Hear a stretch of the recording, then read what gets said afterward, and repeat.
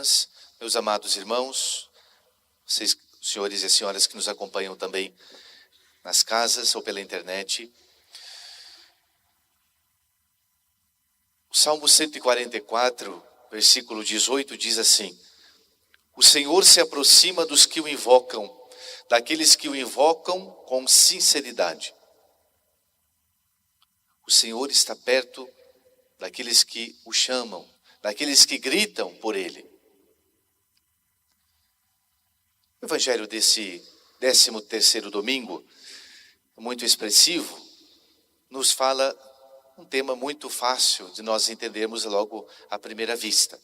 Quem escuta esses 8 versículos do evangelho de São Lucas, capítulo 17, que sempre é bom lembrar que é o evangelista da misericórdia, é o evangelista que ressalta em Jesus o rosto misericordioso de Deus.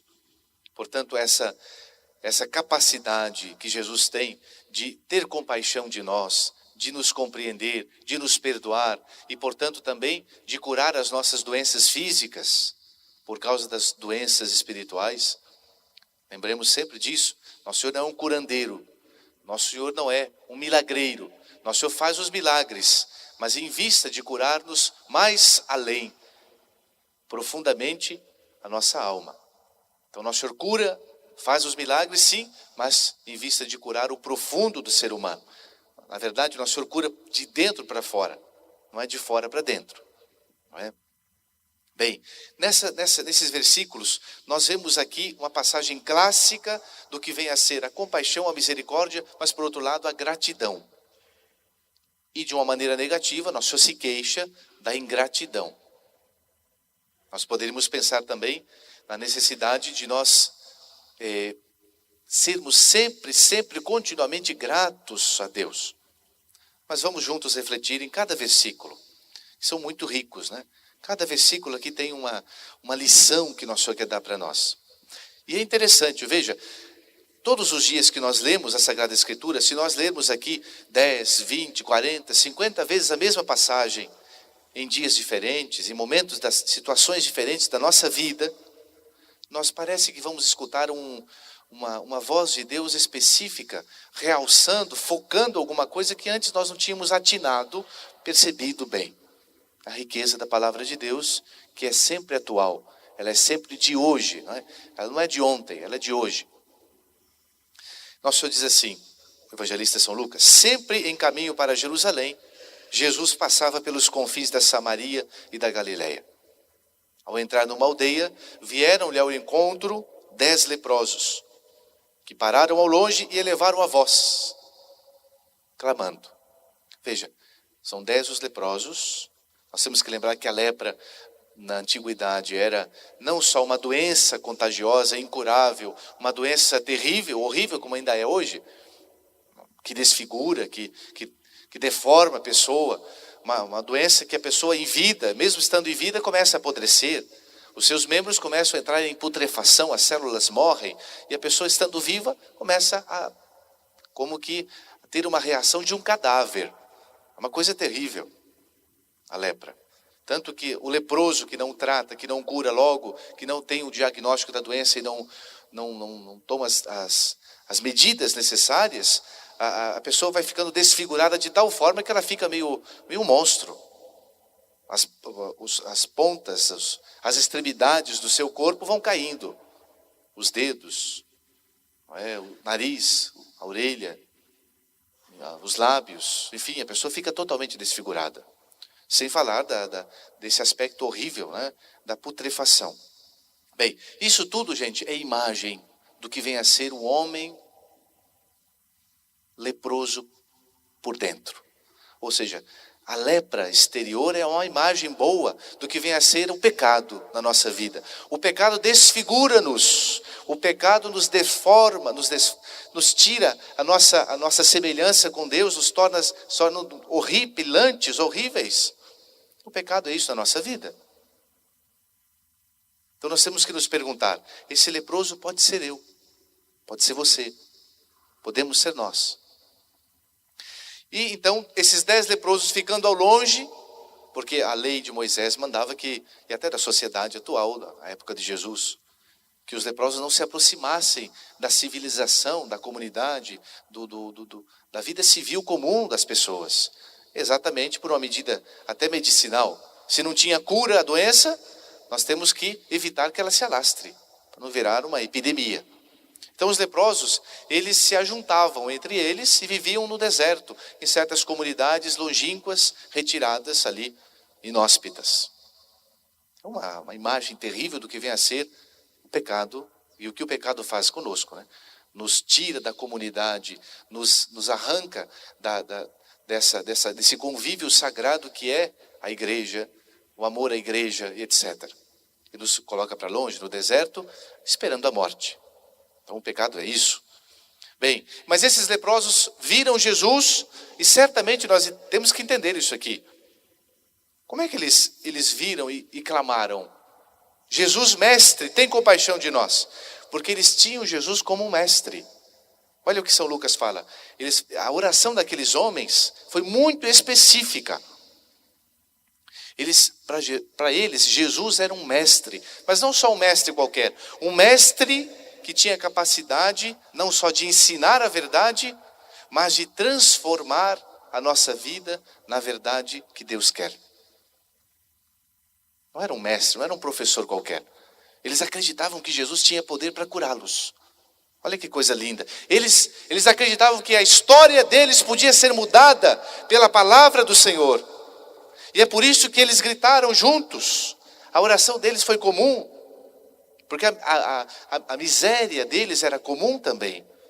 E eles disseram, Jesus, mestre, tem compaixão de nós. É o que nós rezamos na missa, agora há pouco, que nós cantamos. Kyrie eleison. Senhor, tem compaixão.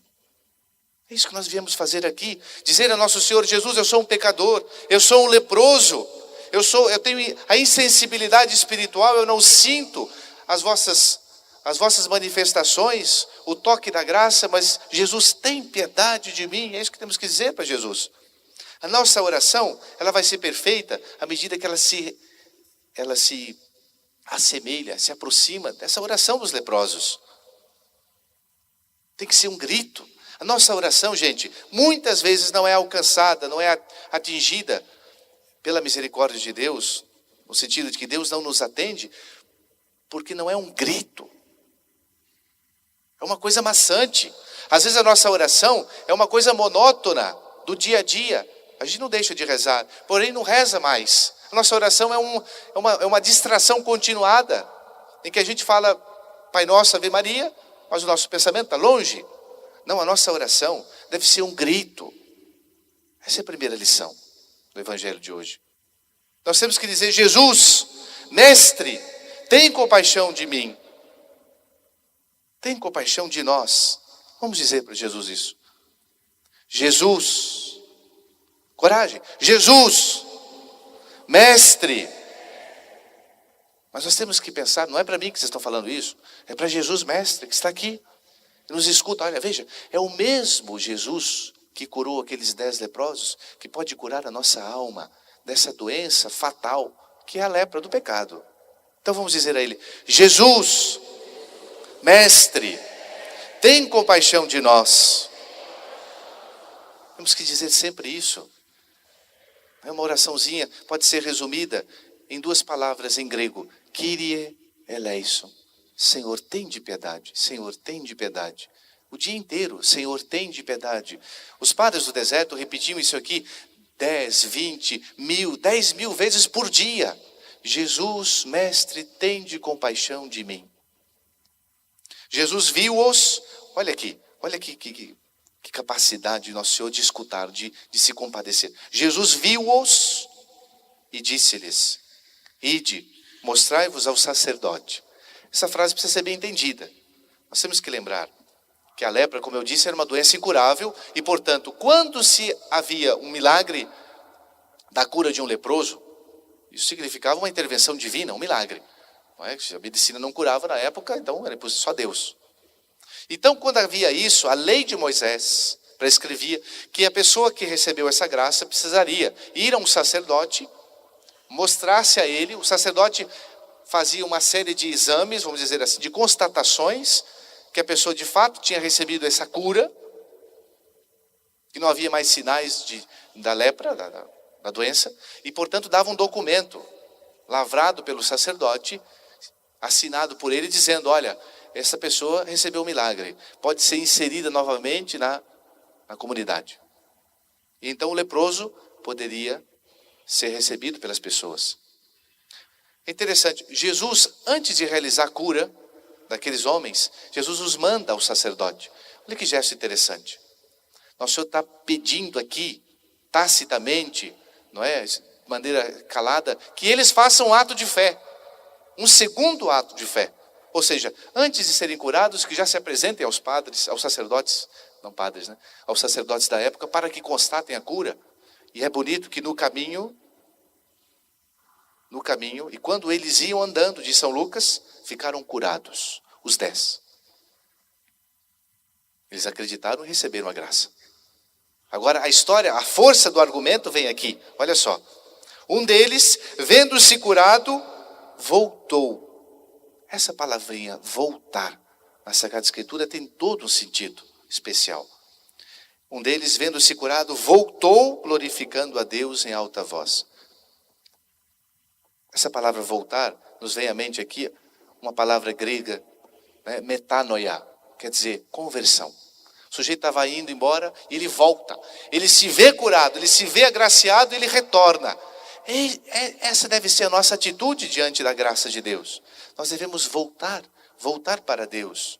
Voltar significa converter-se, mudar o pensamento, as ideias, transformar-se, mudar a vida, deixar o pecado, abandonar o caminho que nos leva à morte espiritual, ao pecado, para voltarmos a Deus, para agradecermos. É o caminho da nossa existência, o retorno para Deus. Prostrou-se aos pés de Jesus, aquele leproso, e lhe agradecia. E o evangelista aqui, São Lucas, não deixa por menos, ele diz, ele era um samaritano. Ou seja, era um estrangeiro, era um homem que ninguém gostava dele, era um homem que era abjeto, era excluído dos judeus. Veja, 9 judeus, 9, um samaritano. Quem é que volta para agradecer? O samaritano. Qual é a lição que Jesus dá? A lição que Jesus está dando para judeus que não voltaram para receber Jesus, para receber o Messias. Eles desprezaram o Messias, eles o crucificaram. Mas cuidado, esse eles pode ser nós. Nós podemos no nosso dia a dia esquecer de voltar para agradecer a Deus.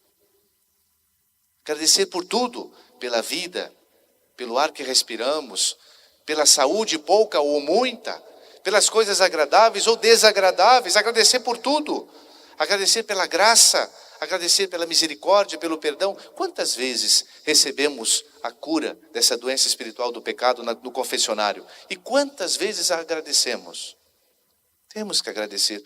Jesus, muito obrigado, porque o Senhor me curou. E o leproso prostrou-se, esse homem agraciado, né? Já não mais leproso, prostrou-se aos pés. Olha a adoração. Quando nós somos agraciados por Deus, nós temos que adorar a Deus. Ou seja, temos que reconhecer que Ele é o Senhor, que Ele é Deus, que Ele é o nosso dono, que nós pertencemos a Ele exclusivamente.